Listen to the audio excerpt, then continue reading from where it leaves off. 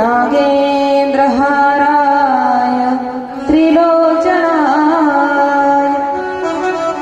भस्मांगरागाय महेश्वराय नित्याय शुद्धाय दिगंबराय तस्मै नकाराय नमः शिवाय। भगवान परात्पर अखिलेश्वर दयाघन परमात्मा देवादिदेव महादेव यांच्या पावन पवित्र अशा पुण्यमय कथेच्या माध्यमातून भगवान शिवजींची उपासना करणारे जेही उपासक आहेत त्या सर्वांच्या प्रश्नांची उत्तरं देणारी कथा म्हणजे शिवमहापुराण कथा। गेल्या 6 दिवसापासून कथा आपण श्रवण करत आलो। आज आपल्या कथेचा 7व्या दिवसाचं हे द्वितीय सत्र म्हणजे जवळजवळ आपण आता विरामाच्या दिशेला आलेलो आहोत। विरामापर्यंत आपली कथा जवळजवळ पोहोचलेली आहे। ज्यांनी मागील 6 दिवसापर्यंत कथा श्रवण नाही केली आणि त्यांना जर संपूर्ण 7 दिवसाच्या कथा श्रवणाचं पुण्य अपेक्षित असेल त्यांच्यासाठी ही आताची कथा आहे, ज्यांना शिवजींच्या 12 ज्योतिर्लिंग कथा म्हणतात। जसं तुम्ही 7 दिवस सप्ताहाच्या मंडपात नाही आले पण काल्याच्या कीर्तनाला या असं सांगितलं जातं ना। हा म्हणजे 7 दिवस यायचं नाही पण काल्याला यायचं, मस्त ऐकून घ्यायचं, खाऊन घ्यायचं।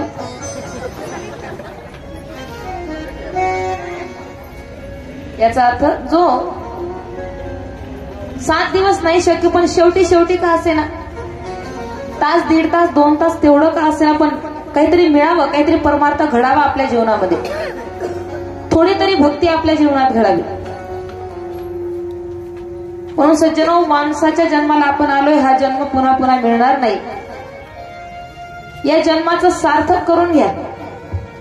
करा रे बापांनो साधन हरीचे, झणी करणीचे करू नका, अनेक नका पडू गबळाचे भरी, येथे आहे थोरी नागवन। या जगामध्ये फसवणाऱ्यांची कमी नाहीये, या जगामध्ये लोकांना भोंदूगिरीने नाडणाऱ्यांची कमी नाहीये, या जगामध्ये समाजाला खोटी प्रलोभनं देऊन लोकांचं शोषण करणाऱ्यांची कमी नाहीये। पण तुम्ही अनेकांच्या नादी न लागता जर एकमेव संत आणि दुसरे ग्रंथ, मला तर असं वाटतं की संपूर्ण भारत भ्रमण करून आल्यानंतर एक निष्कर्ष निघत असेल की अनेक राज्य पाहिले, देश पाहिले, विदेश पाहिले, सर्व ठिकाणी भक्ती आहे पण भक्ती सिद्ध करून देणारे संत फक्त महाराष्ट्र भूमीमध्ये आहेत। म्हणून महाराष्ट्राच्या भूमीला संतांची भूमी म्हटलं जातं। अनेक संप्रदाय, अनेक पंथ, अनेक ग्रंथ आहेत। अनेक संप्रदायांमध्ये गुरु गुरुच असतो आणि शिष्याला शिष्यच करून ठेवलं जातं। गुरु त्यांची जागा कधी शिष्याला देत नाही। पण आपण भाग्यवान आहोत, महाराष्ट्रामध्ये आपला जन्म झाला। असा एकमेव वारकरी संप्रदाय आहे ज्या संप्रदायामध्ये गुरु शिष्याला आपलं स्थान देतात, शिष्य वक्ता बनतो आणि गुरु श्रोता बनतात। उदाहरणार्थ संत ज्ञानोबा राय आणि संत निवृत्तीनाथ महाराज। हा श्रेष्ठांचा संप्रदाय आहे सज्जन हो, हा ज्येष्ठांचा संप्रदाय आहे। आणि आपणही तेनेची पंथी चालू जाता न पडे गुंथा कोठे काही। ज्या ठिकाणी समानतेचा परमार्थ शिकवला जातो, ज्या ठिकाणी तुझ्यामध्ये भेद नाही, माझ्यामध्ये भेद नाही, माझ्यात राम आहे तर तुझ्यातही राम आहे, चराचरामध्ये हरिव्यापक सर्वत्र समाना, असं ज्या पंथामध्ये शिकवलं जातं तो पंथ आपला श्रेष्ठ आहे। आणि या पंथाचे जे आद्य गुरु आहेत ते भगवान शिवजी आहेत। म्हणून कथेच्या प्रारंभी पहिल्या दिवशी, पहिल्या सत्राला ज्या मुद्द्यापासून आपण सुरुवात केली, पुन्हा मी त्या मुद्द्याची तुम्हाला आठवण करून देते. आदिनाथ गुरु सकळ सिद्धांचा, मच्छिंद्र तयाचा मुख्य शिष्य, मच्छिंद्राने बोध गोरक्षासी केला, गोरक्ष वळला गहिनी प्रती, गहिनी प्रसादी निवृत्तीदातार, ज्ञान देवासार चोजविले. आणि पुढे मात्र ज्ञानोबारायांनी तोच परमार्थ जनसामान्यांच्या उद्धारासाठी तुमच्या माझ्या घरापर्यंत, तुमच्या माझ्या हृदयापर्यंत पोहोचवला. आपण फार भाग्यवान आहोत महाराज. नाहीतर भरपूर बाबा लोक, भरपूर संत ज्यांच्या वागणुकीमुळे त्यांना पाखंडी हे नाव पडतं. सांगतात 1 रुपया रखो हात में, ठेवला, टाळी वाजवली कबूतर बनतो, दुसरी टाळी वाजवली शिक्का बनतो, तिसरी टाळी वाजवली, टाळी वाजवणारा गायब होतो. आपण म्हणतो नाही नाही खरंच देव आहे बर का. अहो याला महात्मा नाही, याला जादूगर म्हणतात. समाजाला जादू दाखवून जादूगरपणाने लोकांना लुटणारे अनेक आहेत, पण तुम्हाला मला आत्मरक्षणाचं शिक्षण देणारा जो संप्रदाय आहे तो वारकरी संप्रदाय आहे. कारण सज्जनो, या संप्रदायामध्ये जे संत आहेत ना ते स्वतः परीस आहेत. म्हणून तुमच्या माझ्यासारखं लोखंड मोल जीवन असणारे साधक जर त्यांच्या आश्रयाला गेले तर ते आपल्या जीवनाचं सोनं करतात. एकदा जोरदार टाळ्या त्या श्रेष्ठांसाठी झाल्या पाहिजे, ज्यांच्यामुळे आपलं जीवन निर्व्यसनी झालं, ज्यांच्यामुळे आपल्याला माणुसकीचा धर्म कळाला, ज्यांच्यामुळे आपल्याला खरा परमार्थ कळाला. उपासना त्यांनी एकच सांगितली महाराज, हरेर नाम हरेर नाम हरेर नाम केवलम कलौ नास्ते व नास्ते व नास्ते व गतिरंगता. या ठिकाणी या शिव महापुराणाच्या माध्यमातून खरा हेतू हा एकच असतो की जनजागृती व्हावी. कथा ठेवण्याचं कारण काय बरं? कथा, कीर्तन, सप्ताह, मंडप, साऊंड सिस्टीम, कलाकार, कथाकार, कीर्तनकार कशासाठी केलं जातंय? बस काही नाही, 7 दिवस भर असतं तेवढं टाइमपास. याच्यासाठी असते का कथा? यासाठी असतात कीर्तन? काय कारण आहे महाराज? तुम्ही तुमचा जो काही कष्टाचा पैसा या धर्म मंडपामध्ये खर्च करतात, अहो 10 रुपये मुलगा रडून रडून मागतो गुल्फी घेण्यासाठी, तरी त्याला आपण पटकन 10 रुपये काढून देत नाही. या मंडपामध्ये लाखो रुपये तुम्ही वर्षाच्या काटाला खर्च करतात, त्याचं काहीतरी सार्थक झालं पाहिजे ना. की बस चाललंय म्हणून चाललंय, लोक करतात आपण करायचं नाही महाराज. कुठेतरी परिवर्तन झालं पाहिजे. जोपर्यंत आपल्या जीवनात परिवर्तन होत नाही तोपर्यंत आपण खर्च केलेल्या पैशाचं चीज कसं काय होईल? आणि सज्जन हो, जर कथेने परिवर्तन होत असेल, कीर्तनाने परिवर्तन होत असेल, तर निश्चितच या धर्म मंडपामध्ये आल्यानंतर आपल्या जीवनामध्ये हित होणार आहे. साधू संत क्षणोक्षणी तुम्हाला मला उपदेश करतात, क्षणोक्षणी हाची करावा विचार करावा या पार भव सिंधू, नाशिवंत देह जाणार सकळ आयुष्य खातो काळ सावधान.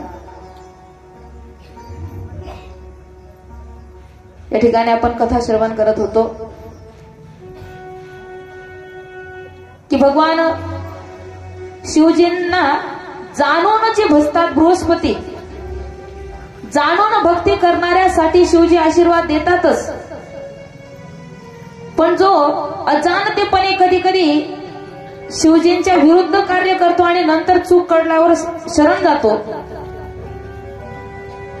तर जो अपराधी आहे ना त्या अपराध्याला सुद्धा शिवजी हृदयाला लावतात. यासाठी देवगुरु बृहस्पती आणि इंद्राची कथा सांगितली. नारद महर्षी म्हणतात, म्हटले अजून काय आहे शिव महापुराणाचं विशेष? त्यावेळी ब्रह्माजी सांगतात, म्हटले शिवजींना एक नाही, 2 नाही तर 3 पुत्र आहेत. म्हणे अजून आतापर्यंत तर आम्ही 2च पुत्र ऐकले, तिसरा कोणता? वर्णन करतात की एकदा भगवान शिवजी आपल्या स्थानावर अतिशय निवांत विराजमान असताना, बसलेले असताना माता पार्वतीने थोडा विनोद केला. पती पत्नीमध्ये थोडासा विनोद तर झाला पाहिजे का नेहमी एकमेकाला टोचतच राहिलं पाहिजे? पती पत्नीचं नातं असं असतं महाराज, ते एकमेकाचे मित्र सुद्धा असतात. एकमेकाचे सखे असतात.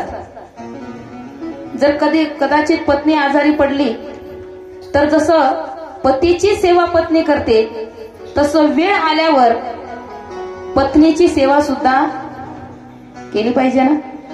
जर ती आजारी असेल, जर तिच्या जवळ कोणी नसेल तर त्यावेळी एकमेकाचा सहारा बनलं पाहिजे. तसं शिवजी ध्यानस्थ आहेत, अतिशय निवांत बसलेले आहेत. पार्वती माता विचार करतात की अजिबात करमत नाही, आता काय करायचं. चला म्हणे, नाही दुसरं तर आपण आपल्याच पतीची मस्करी करू. मागून जातात आणि शिवजींचे असे डोळे झाकतात. ओळखा बरं कोण, ओळखा बरं कोण, असं विनोदाने शिवजींचे डोळे झाकले. भगवान महादेवांचे डोळे झाकल्यामुळे शिवजींना अतिशय घाम आला. शिवजींच्या त्या तपाच्या अग्नीमुळे माता पार्वती घाबरल्या. माता पार्वती भयभीत होतात, जरा बाजूला जातात, म्हणजे शिवजींपासून जरा लांब होतात. तोपर्यंत शिवजींच्या त्या घामाच्या बिंदूपासून एक पुत्र निर्माण झाला, ज्याचं नाव ठेवलं गेलं अंधक. कारण शिवजींचे डोळे तेव्हा बंद होते. त्यांच्या घामाच्या बिंदूपासून अंधक नावाचा पुत्र निर्माण झाला. आणि पुढे तो जो काही अंधक होता, जो दोघं डोळ्याने आंधळा होता, दिसायला अतिशय विचित्र, काळा कुट्ट, पण तरीही पार्वती माता जेवढं प्रेम कार्तिक स्वामींना आणि गणपती बाप्पांना देतात तेवढंच प्रेम त्यांनी अंधकला सुद्धा दिलं. असं म्हणतात, आईच्या पोटी साप जरी आला तरी तो तिला प्रिय असतो. फक्त रूपवान, सुंदर, गुणवान पुत्रच आईला आवडतो असं नाही. पुत्र व्यसनी जरी असला, चुकीच्या मार्गाने जरी गेला, सगळे लोक जरी म्हणत असतील, हा तू नेहमी त्याला तुझ्या आडोशाला घेते, त्याच्या गुणांवर तू पांघरून टाकते, तू नेहमी त्याचं ऐकून घेते, पण महाराज आई ती आईच असते. आईला दोघं डोळे सारखे असतात. मुलगा सुज्ञ असला काय, विद्वान असला काय आणि अज्ञानी असेल काय. पार्वती मातेने अंधकावर सुद्धा तेवढंच प्रेम केलं जेवढं श्री गणेशांवर केलं. आणि श्रीमद भागवतात आपण कथा ऐकतो की ज्यावेळी पृथ्वी रसातळामध्ये गेली, कुणी नेली, कशी नेली, शोध घेऊ लागले, तर कश्यप ऋषींची जी काही पत्नी होती दिती, त्या दितीने तप केलं. संध्याकाळच्या वेळी आपल्या पतिदेवांकडे इच्छापूर्तीची कामना केली आणि सायंकाळी गर्भधारणा झाल्यामुळे तिच्या पोटी हिरण्याक्ष आणि हिरण्यकश्यपू हे दोन पुत्र जन्माला आले. ही कथा आपण भागवतामध्ये ऐकतो, ज्याला जय विजयच्या कथेचं रूप दिलं जातं किंवा तिथून तो जय विजयच्या कथेचा विस्तार होतो. तर हा जो काही हिरण्याक्ष होता, हिरण्याक्षने भगवान शिवजींचं घोरघोर असं तप केलं.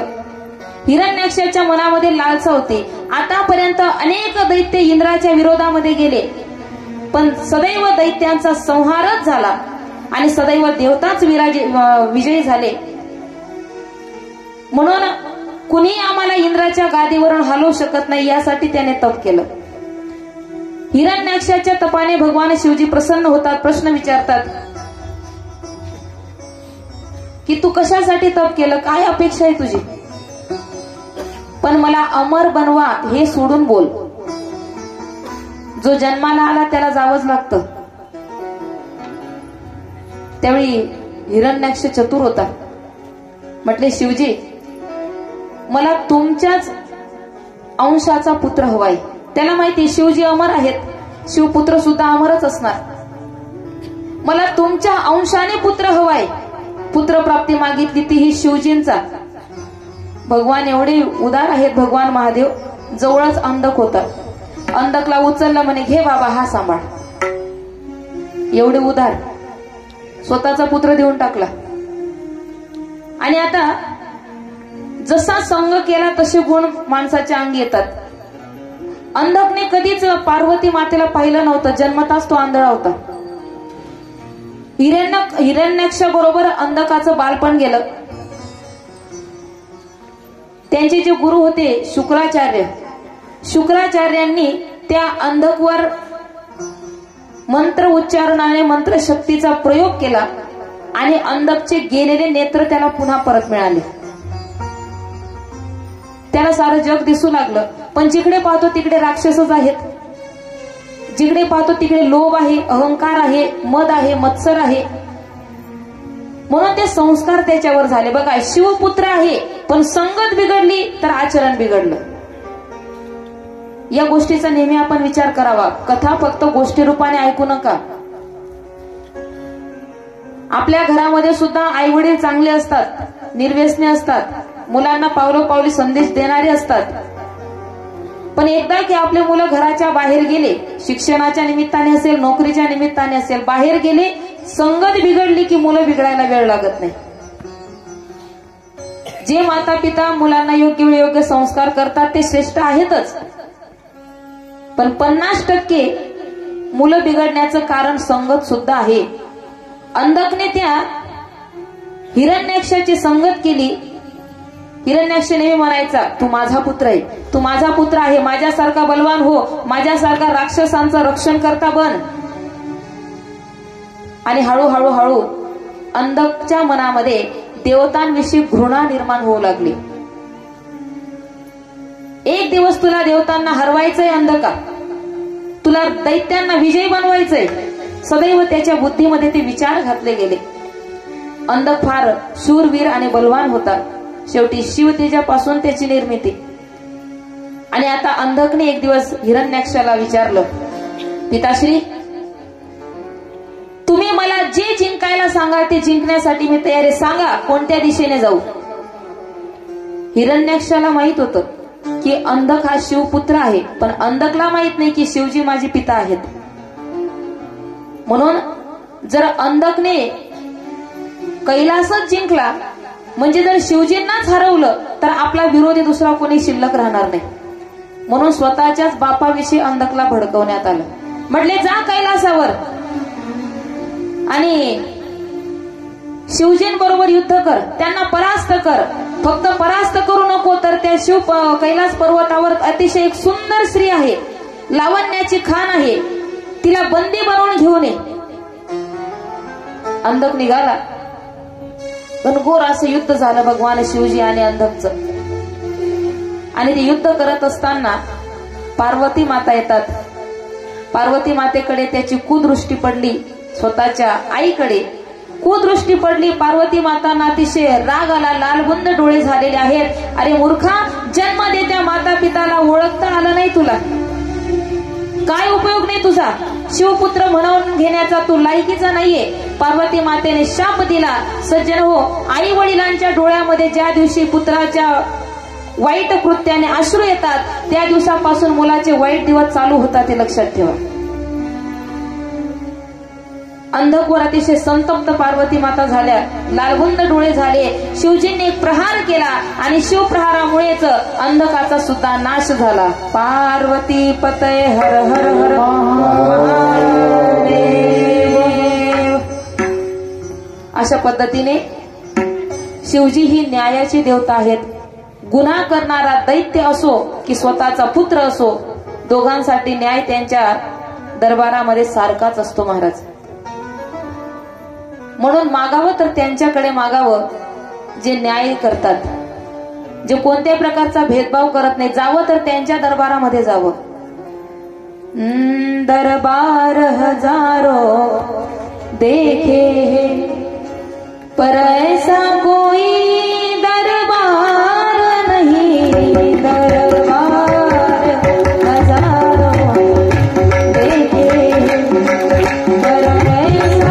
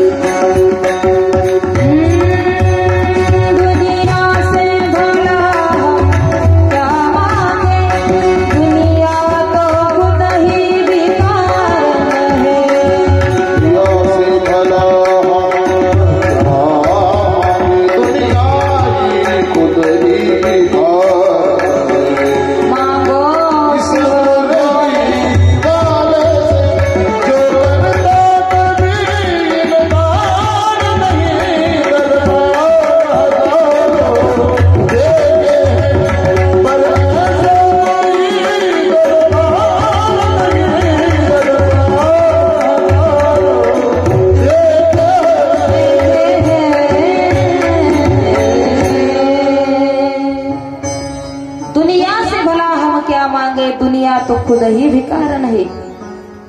मांगो मेरे शंकर भोले से जो करता कभी इनकार नहीं। दरबार हजारों देखे है पर ऐसा दरबार नाही। सज्जनो, त्या दरबारामध्ये जोही गेला तो कधी विनमुख रिकाम्या हाताने परत येत नाही। तो प्रत्येकाची झोळी भरतोच, प्रत्येकाला देतो महाराज। देणारा तर अनंत हाताने देतो, पण घेणाऱ्याची झोळी सुद्धा चांगली पाहिजे बरं का। तो देण्यासाठी तयार आहे, घेताना आपली झोळी तेवढी विशाल असणं गरजेचं आहे। जेवढं तुमचं पात्र असेल, अजून पुढचा शब्द वापरते, मागणाऱ्याची जेवढी पात्रता असेल तेवढंच त्याला मिळतं। पाऊस भरपूर पडतोय आणि त्या पावसामध्ये तुम्ही जर 5 लिटरची टाकी ठेवली असेल, 5 लिटर पाणी घरात येईल।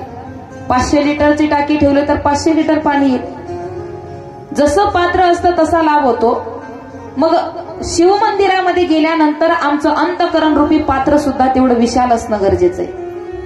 आमची पात्रता तेवढी असायला हवी की शिवजी आमच्यावर प्रसन्न होतील। गोड वर्णन करतात या ठिकाणी। भगवान शिवजी यांच्या दशावताराविषयी एक संक्षिप्त मध्ये वर्णन केलेलं आहे शिव महापुराणामध्ये। भगवान महाकाल, जे कालाचेही काल आहेत, ज्यांच्या नामोच्चाराने काळ सुद्धा भयभीत होतो, अशी शिवजी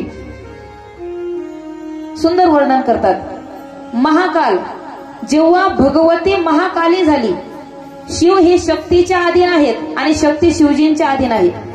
म्हणून लक्षपूर्वक ऐका, जेव्हा भगवती महाकाली झाली तेव्हा भक्तांना सुख देण्यासाठी शिवजी महाकाल होतात।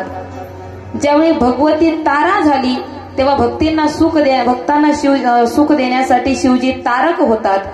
ज्यावेळी भगवती भुवनेश्वरी झाली त्यावेळी शिवजी भक्तांना सुख देण्यासाठी भुवनेश्वर महादेव होतात। ज्यावेळी भगवती विद्येश्वरी झाली भगवान महादेव त्यावेळी विद्येश्वर होतात। ज्यावेळी भगवती भैरवी झाली भगवान महादेव त्यावेळी भैरव होतात। वर्णन एवढं सुंदर आहे, ज्यावेळी भगवती छिन्न मस्तका झाली त्यावेळी भगवान शिवजी सुद्धा छिन्न मस्तक होतात। भगवती ज्यावेळी धूमवती झाली भगवान महादेव धूमवान होतात। भगवती बगलामुखी झाली त्यावेळी भगवान महादेव सुद्धा बगलामुख होतात। भगवती मतंगी झाली त्यावेळी भगवान शिवजी मतंग होतात। भगवती कमल नयना झाली त्यावेळी भगवान शिवजी सुद्धा गिरिजापती कमल होतात। अशा पद्धतीने भगवान शिवजींच्या अनेक नामांचा उल्लेख केला जातो। या नामाचं स्मरण ज्यांनी केलं, या 10 नामांचं स्मरण जे करतात किंवा शिवजींच्या 11 रुद्रांचं जे स्मरण करतात, त्यांच्यावर जर एखाद्या वेळेस खोटा आळ आलेला असेल,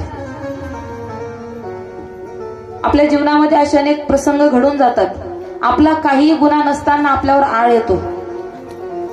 घरामध्ये जर चोरी झाली किंवा दुसऱ्याच्या घरात झाली असेल आणि योगायोग आपण त्यावेळी तिथे गेलो, नाही तूच तिथे आली होती, तुझ्यामुळेच झालं, तूच केलं, तूच घेतलं, तूच असं केलं, तूच तसं केलं, काही चुकी नसताना एखाद्या निरपराध व्यक्तीवर जर अपराध दाखवला गेला तर त्यावेळी त्या अपराधातून मुक्ती होण्यासाठी 11 रुद्रांचं स्मरण करावं।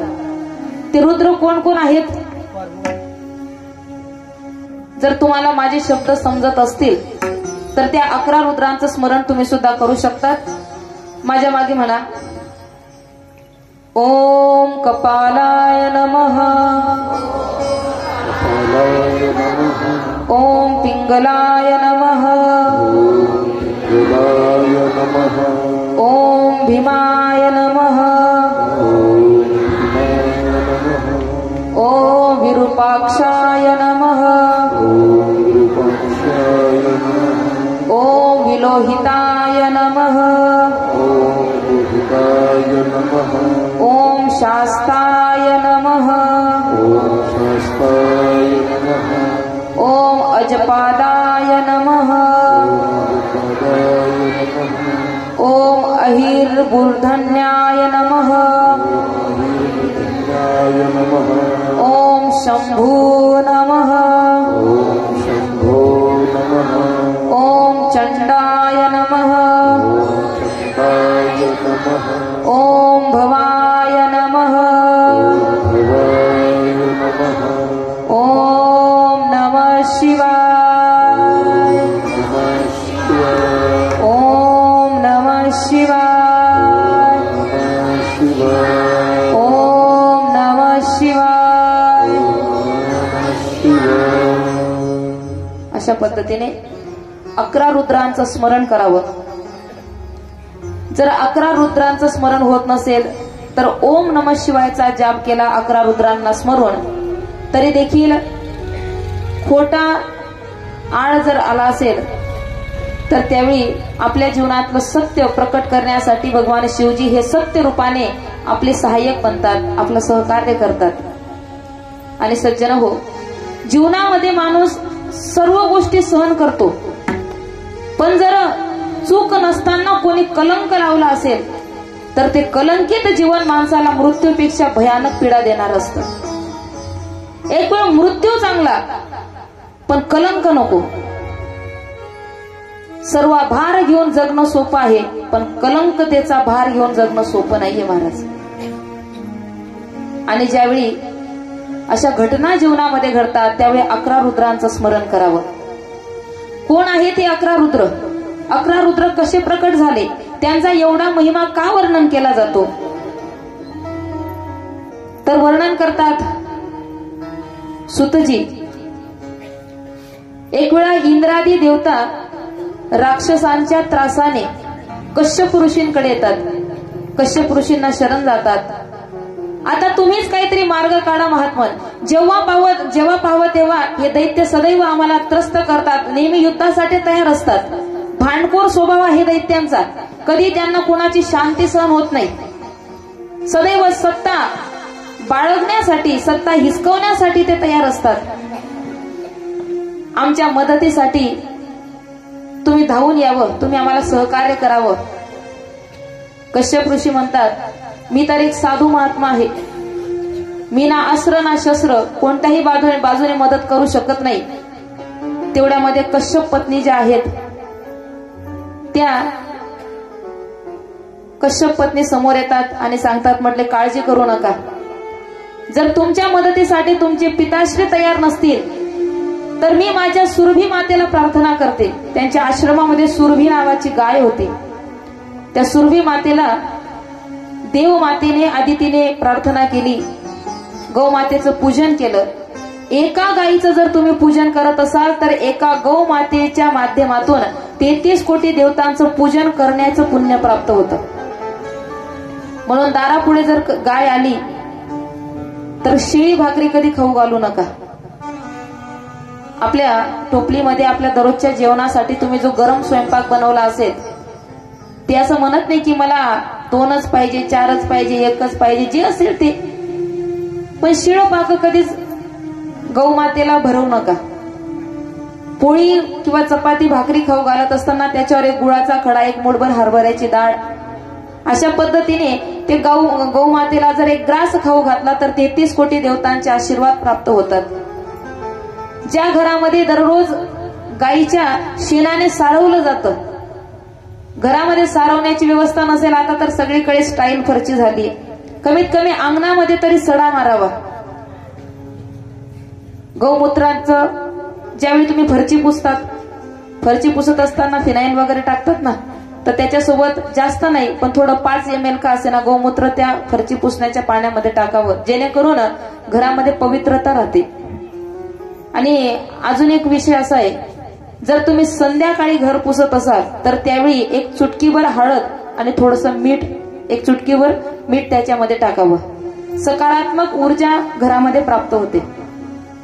या छोट्या मोठ्या गोष्टी करत राहाव्या, भगवान परमात्म्याची प्रार्थना करत राहावी, बाबा तूच आहे सांभाळणार, जर तू सर्वांना सांभाळतो तर आम्हालाही सांभाळशील। त्यावेळी देवमाता आदितीने सुरभी नावाच्या गायीची प्रार्थना केली। ज्या ठिकाणी देवतांचे पिताश्री सुद्धा असमर्थ होते त्यावेळी देवतांना सहाय्य करण्यासाठी सुरभी मातेने आपल्या देहामधून आपल्या शरीरामधून 11 रुद्र प्रकट केले आणि 11 रुद्रांनी देवतांचं रक्षण केलं. म्हणून 11 रुद्रांचा जाप करणारा सदैव देवतांना प्रिय असतो. त्यावेळी भगवंताला प्रार्थना करावी, तारा है सारा जमाना शिवजी हमको पितारो, तारा है सारा जमाना शिवजी हमको पितारो, तारा है सारा जमाना शिवजी हमको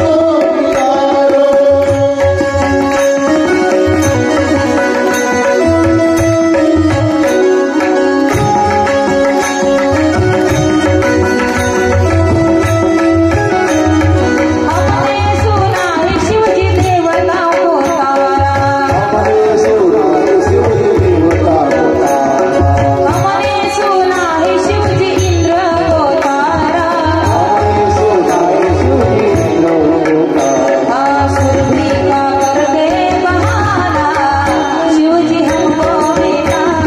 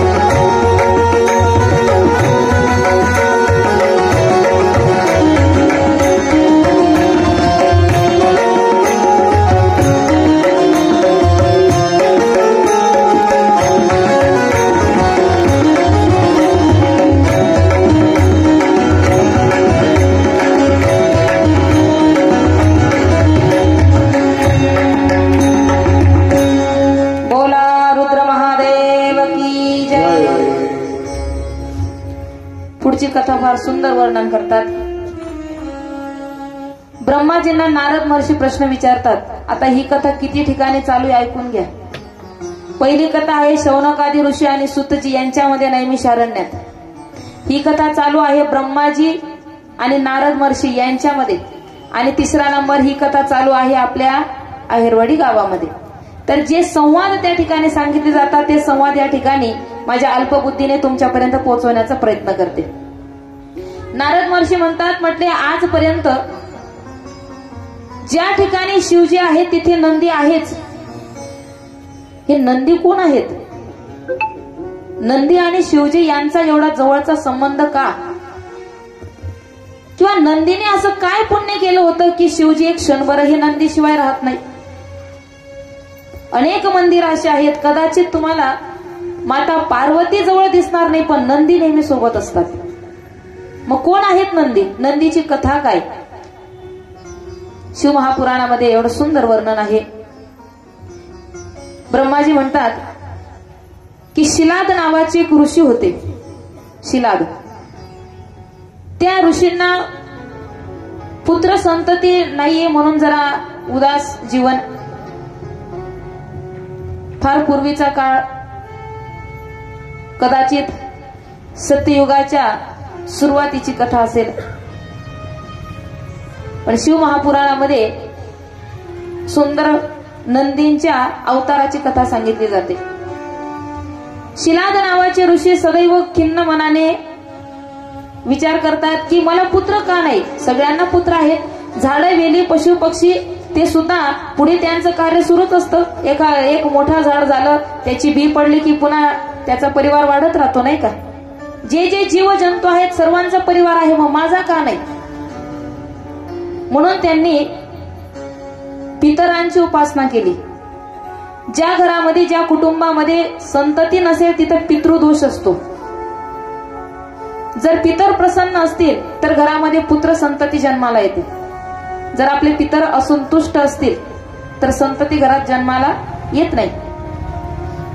म्हणून त्यांनी पितरांची उपासना केली. पितरांची जर उपासना करायची असेल तर दक्षिण दिशेला तोंड करून त्यांच्या नावाचा विधी करावा, ब्राह्मणांना बोलवून. आणि समजा आपल्यामध्ये जर सामर्थ्य नसेल ब्राह्मणांना बोलवण्याचं किंवा 11 ब्राह्मण जीव घालण्याचं, एखादा होम यज्ञ करण्याचं, मग काय करावं? तर दक्षिण दिशेला तोंड करून सदैव शिवजींचं नामस्मरण करावं आणि पितरांना प्रार्थना करावी की माझ्याकडून काही अपराध झाले असतील तर क्षमा करा. तुकोबराय म्हणतात पितर एवढे उदार असतात की तुका म्हणे पितृ आशीर्वाद देती कल्याण इच्छिती तया कुळा.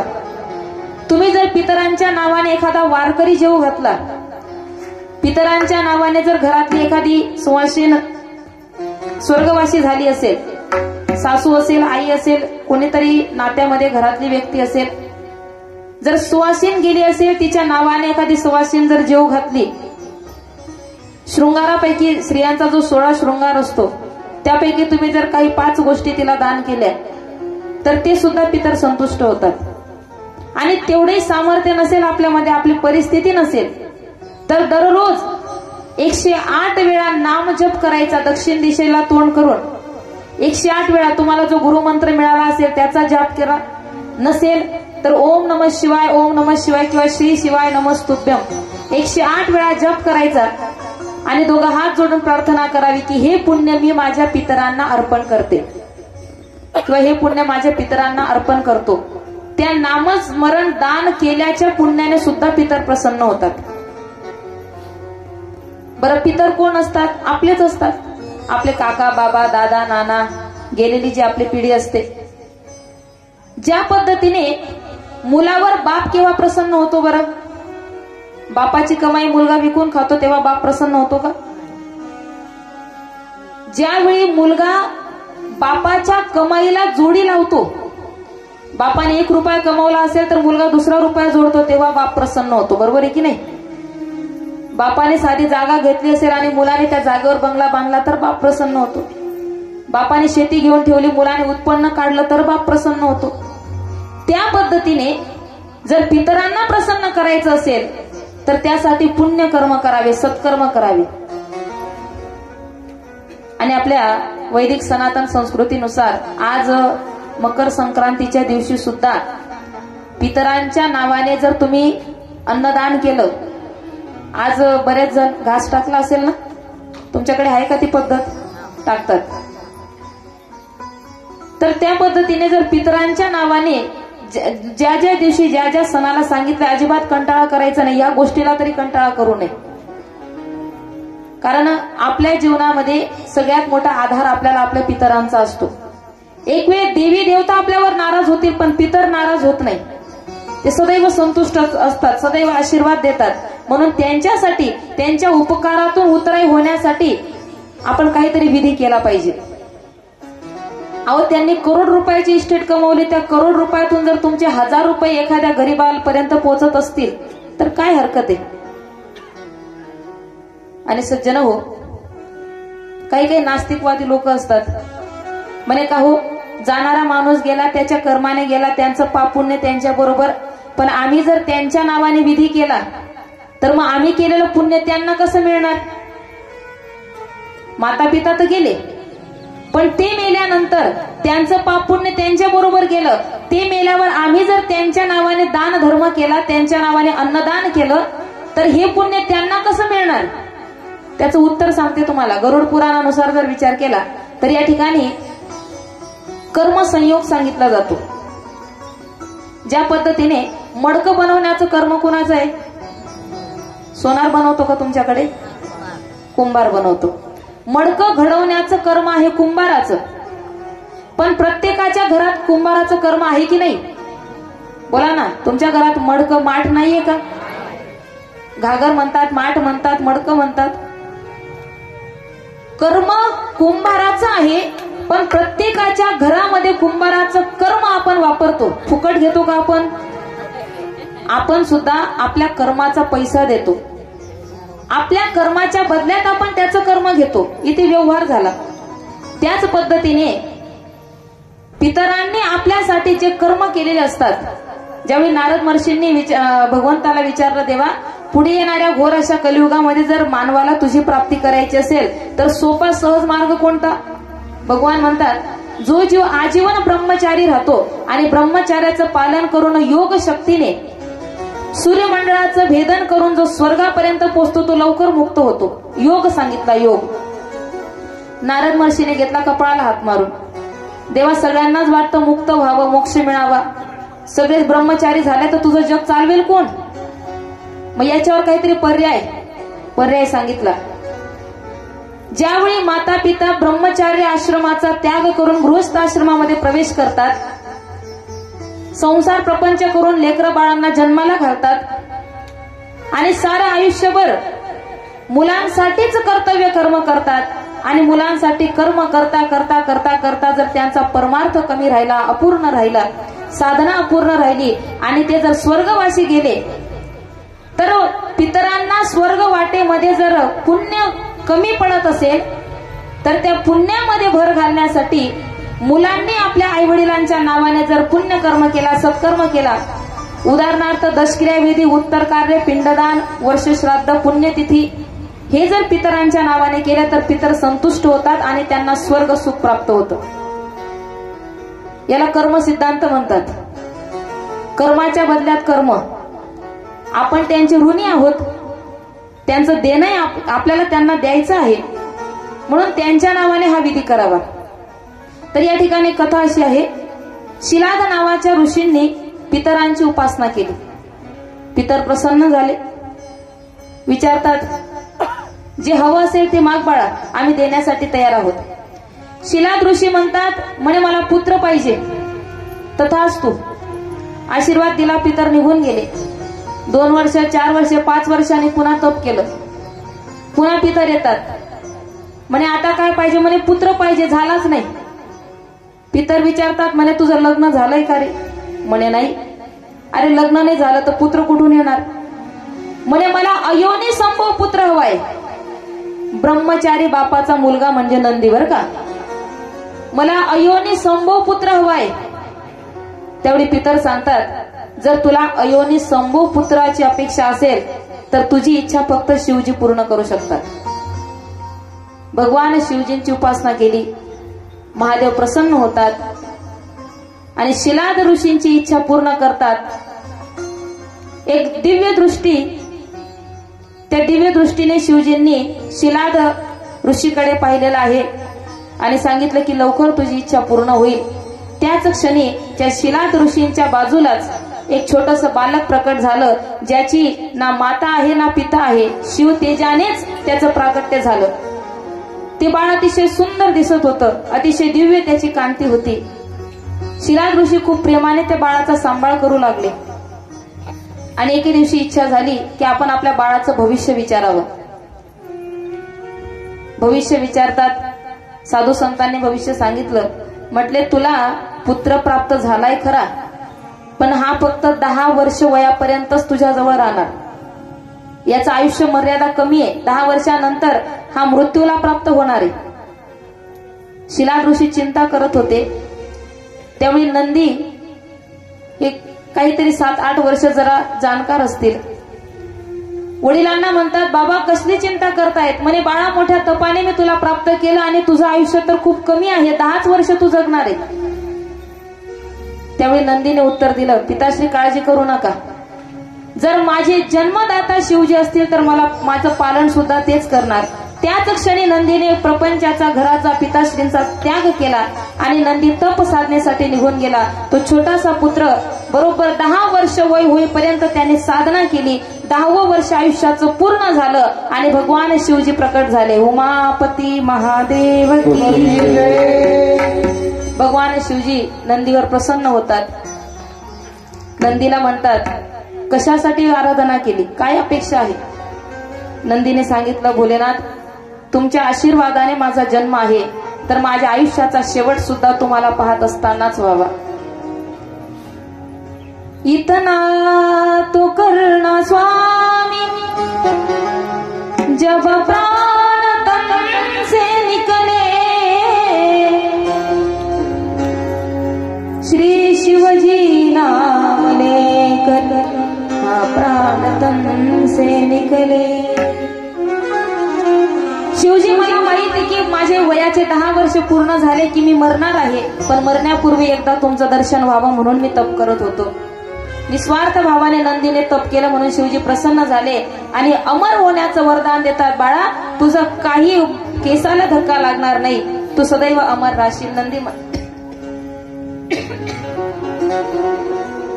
त्या क्षणी नंदी भगवान शिवजींना प्रार्थना करतात की या पृथ्वीमध्ये या जगावर राहून मी काय करू, मला सदैव तुमच्या सानिध्याची अपेक्षा आहे, म्हणून मला तुमच्या सोबत घेऊन चला. त्या क्षणापासून तर आजपर्यंत ज्या ज्या ठिकाणी शिवपिंड आहे, ज्या ज्या ठिकाणी मंदिर आहे शिवजींचं, त्या त्या ठिकाणी नंदी सोबतच असतात. ही नंदी अवताराची कथा जे कोणी श्रवण करतात त्यांच्यावर भगवान शिवजी प्रसन्न होतात. हा या कथेचा महिमा आहे. सर्वांनी सुंदर 2 मिनिटांसाठी भजन करूया. दुख का बादल जब जब मुझ पे छा गया, नंदी पे दे बैठ कर बाबा आ गया. बादल जब जब मुझ पे छा गया, नंदी पे चल करके बाबा आ गया. जब जब मुझ पे छा गया,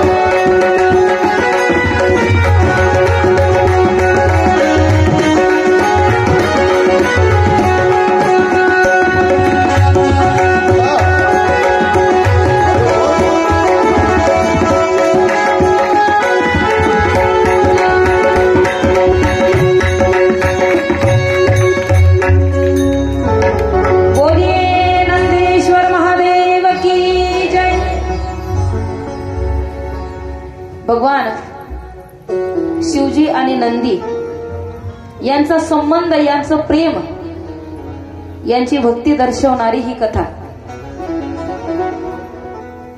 जर तुम्ही अनेक वेळा शिवजींना साकडं घातलं किंवा तुमची इच्छा सांगितली पण अजूनही इच्छा पूर्ण नाही झाली, तर त्यावेळी आपली इच्छा शिवजींपर्यंत पोहोचवण्याचं काम नंदी करतात. म्हणून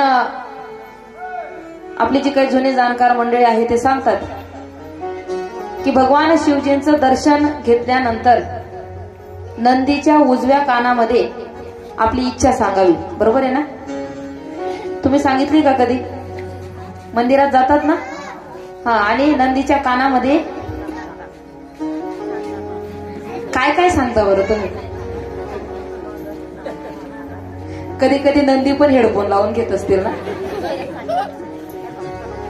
कोण काय सांगतो, कोण काय सांगतो, कोण काय सांगतं. नंदी म्हणत असतील, अरे बापरे बापरे बापरे, एवढे गाराने यांच्या जीवनामध्ये. किती किती कोण किती लोक कितीतरी आपल्या आडी अडचणी सांगत असतील. नंदी बाबा, जावई फार डेंजर भेटलाय हो, अशी काहीतरी गोळी मारा त्याला की बस शिदा झाला पाहिजे. अशी कितीतरी गाराने आपण सांगत असतो. नंदी बाबा, सासू खूप खडूस हो, अशी कृपा करा, अशी कृपा करा की बस तिने अंथरुणच नाही सोडलं पाहिजे, उठायलाच नको जागेवरून. जर तुम्ही चांगला नवस केला, चांगला संकल्प केला तर ते पूर्ण करतील. आणि तुम्ही जर स्वतःचा फायदा पाहिला आणि दुसऱ्याला खड्ड्यातच टाकत असणार तर कुणाकुणाचं ऐकतील. मला एका जणांनी सांगितलं, म्हणे आम्ही जेव्हा आमच्या नंदी महाराजांची आंघोळ केली तर सगळ्यात जास्त मळ नंदीच्या कानातून निघाला. म्हटलं तो मळ नव्हता, ते तपकीर लावणाऱ्यांचा पराक्रम होता.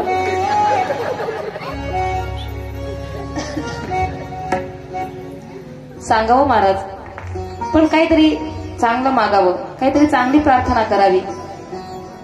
सगळ्यांचं, सर्वांचे ज्या ठिकाणी हित आहे, सर्वांचं ज्या ठिकाणी कल्याण होणार आहे, सर्वांना सुख, समृद्धी, शांती यासाठी प्रार्थना करावी. एक प्रार्थना बघा.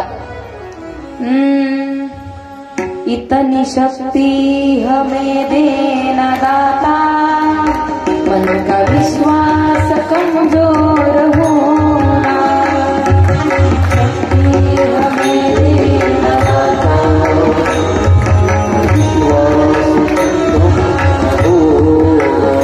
हम चले लेकर रस्ते पे हमसे भूल कर भी कोई भूल होना, हमें देना दाता.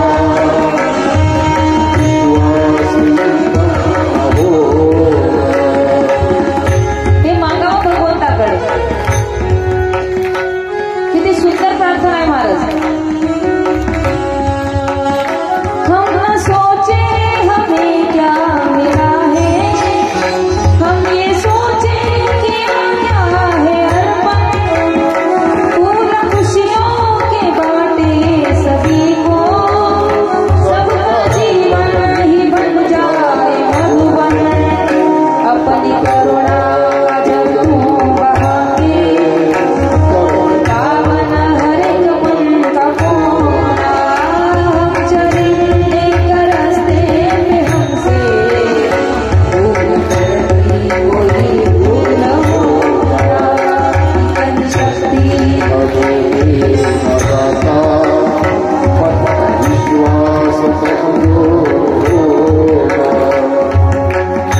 हे मांगावं भगवान महादेवांकडे. हम चले नेक रस्ते पे हमसे भूल कर भी कोई भूल होना.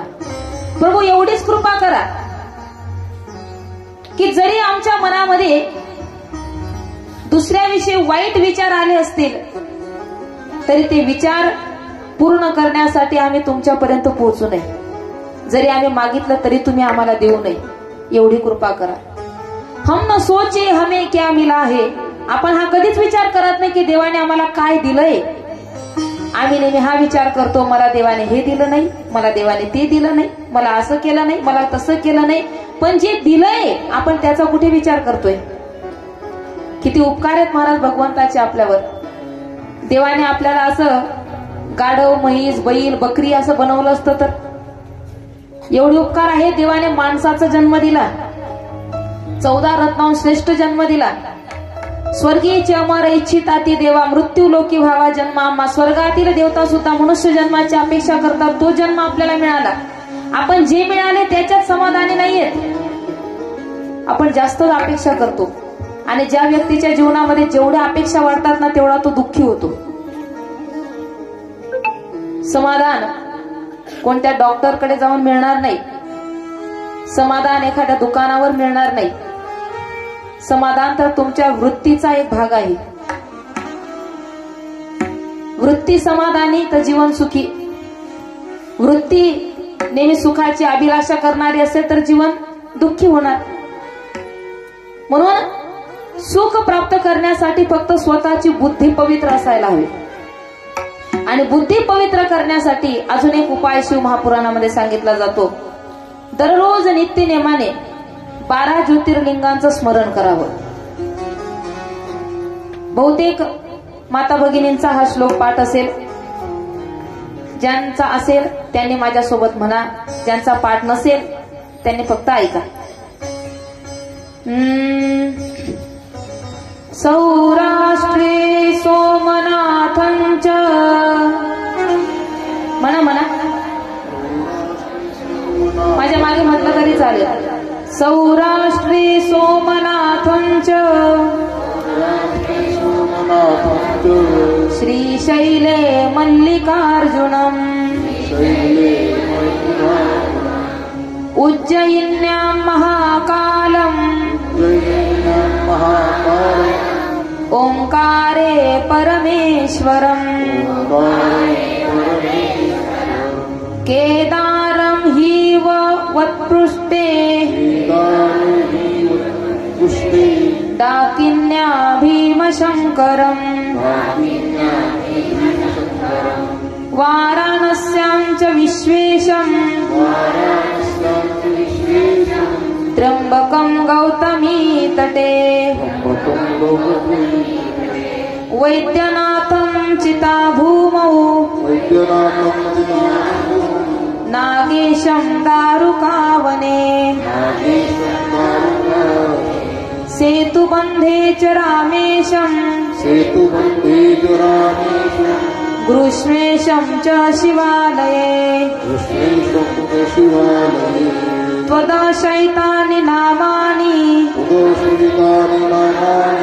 प्रतरुत्थाय यः पठेत्, सर्वपाप विनिर्मुक्त, सर्वसिद्ध फलं लभेत्,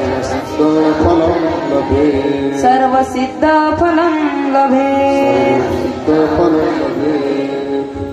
या एका श्लोकामध्ये पूर्ण 12 ज्योतिर्लिंगांचं वर्णन केलेलं आहे.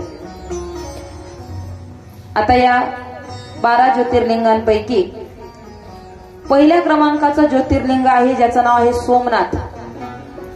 सोमनाथ ज्योतिर्लिंगाची काय महती आहे, काय ख्याती आहे? सोमनाथ ज्योतिर्लिंगाचं दर्शन घेणाऱ्याला कोणत्या फलाची प्राप्ती होते? ऐका. दक्ष प्रजापतीने आपल्या 27 कन्या म्हणजे 27 नक्षत्र आपल्या आताच्या भाषेत, ते 27 कन्या त्यांनी चंद्राला दिला. नक्षत्रांची संख्या किती आहे? 27 आहे. आणि ते 27 नक्षत्र म्हणजे दक्षाच्या 27 कन्या ज्या त्यांनी चंद्राला दिल्या. चंद्राबरोबर विवाह झाला. 27 कन्या एकाच भावाने पती रूपाने चंद्राची भक्ती करतात, चंद्राची उपासना करतात. पण चंद्र मात्र भेदभाव करायचा. त्या 27 पत्न्यांमध्ये एक रोहिणी नावाची पत्नी होती, तिच्यावर तो जास्त प्रेम करायचा. म्हणून एके दिवशी त्याच्या काही 26 कन्या होत्या, 26 नक्षत्र. यांनी आपल्या वडिलांजवळ चंद्राची तक्रार केली. पिताश्री, जेव्हा तुम्ही आमचं कन्यादान केलं तेव्हा आम्हाला बजावून सांगितलं की अजिबात सवती मत्सर ठेवू नका. तुमच्या सर्वांचा 27 बहिणींचा एक पती आहे चंद्र, मनोभावी भगवंतासारखी त्याची पूजा करा. पातिव्रत्याचा धर्म तुम्ही आम्हाला सांगितला. आम्ही तर आमचं काम बरोबर करतोय, पण आमचा पती मात्र भेदभाव करतोय. तो फक्त रोहिणीवर प्रेम करतो. मग आता काय करावं? तर दक्ष प्रजापतीने चंद्राला भरपूर समजावलं. म्हटले बघा, जर त्या तुमच्या सेवेमध्ये काही कमी नाहीयेत तर तरी सुद्धा तुम्ही त्यांच्याकडे दुर्लक्ष करताय. म्हणून जावई बापू, जे प्रेम तुम्ही रोहिणीवर करता ते प्रेम माझ्या 26 मुलींवरही करा, जेणेकरून त्यांचं मन दुखावणार नाही. चंद्राने दुर्लक्ष केलं आणि पुन्हा त्याचं जे काही अन्यायकारक वागणं होतं त्या वागण्यामुळे त्या 26 कन्यांचं मन दुखावलं. आपल्या पिताश्रींनी सांगितलं की बाई, तुझ्या सासरी तू नांदती बरी का मरती बरी? जुन्या लोकांचं मत तसंच असायचं नाही का? एकदाच तुझा विवाह झाला, तुला दिलं, तू तुझ्या नवऱ्याच्या घरी जोपर्यंत चितेवर जात नाही तोपर्यंत तिथून परत येण्याची अपेक्षा करू नको. त्या खूप उदास झाल्या आणि काही काळानंतर जेव्हा ही गोष्ट दक्ष प्रजापर्यंत पतीपर्यंत पोहोचली की चंद्राने आपल्या दिलेल्या सूचनेचं पालन केलं नाही, तो सदैव भेदभावच करत राहिला. म्हणून दक्ष प्रजापतीने चंद्राला शाप दिला की ज्या रूपाचा अहंकार तुला आहे, तुझ्या ज्या रूपाला पाहण्यासाठी माझ्या 26 कन्या तरसतात, पण तरीही तू त्यांच्या भक्तीचा, त्यांच्या प्रेमाचा उपहास करतो, म्हणून मी तुला शाप देतो की तू क्षयरोगी होशील. चंद्राला क्षयरोग झाला. त्या क्षयरोगाचं अजून एक दुसऱ्या कथेमध्ये असं वर्णन केलं जातं, ज्याचं प्रमाण प्रसिद्ध आहे. इंद्रा पडली भगे, चंद्र झाला काळा, नारद चुकला चाळा भजनाचा. चंद्राला क्षयरोगाचा शाप मिळाला. आता मात्र चंद्र खूप खजील झालाय, मान खाली घातलेली आहे. समस्त देवता चंद्राकडे पाहून नाराज होतात. काही देवता उपहास करतात त्याचा. स्वतःच्या रूपावर खूप भारी भरत होता, स्वतःला खूप श्रेष्ठ समजत होता. माणसाने दिसण्यापेक्षा गुण असणं फार महत्वाचं असतं. दिसायला एवढं महत्व नाहीये, पण गुण तेवढे चांगले असणं गरजेचं आहे. म्हणून रूपाचा अहंकार आणि त्या रूपाच्या अहंकारातून चंद्राला पतनाची अवस्था प्राप्त झाली. ती या क्षय रोगामुळे त्याचं शरीर अतिशय कृश झालं. कुणी त्याच्याकडे पाहत नाही. आता मात्र चंद्र ब्रह्माजींना शरण गेला. पितामह कृपा करा, या रोगातून माझी निवृत्ती कशी होईल मला सांगा. त्यावेळी ब्रह्माजी सांगतात की तुम्ही भगवान शिवजींची उपासना करा. चंद्राने भगवान शिवजींची उपासना केली.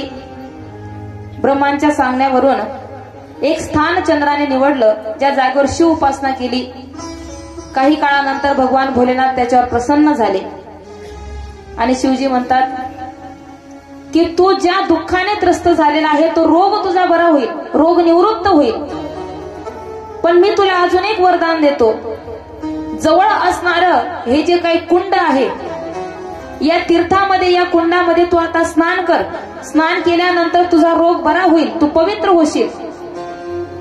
आणि तू गेल्यानंतर जोही क्षयरोगी, जोही आजाराने पीडित असणारा व्यक्ती या कुंडामध्ये, या तीर्थामध्ये स्नान करेल, त्याचाही रोग बरा होईल.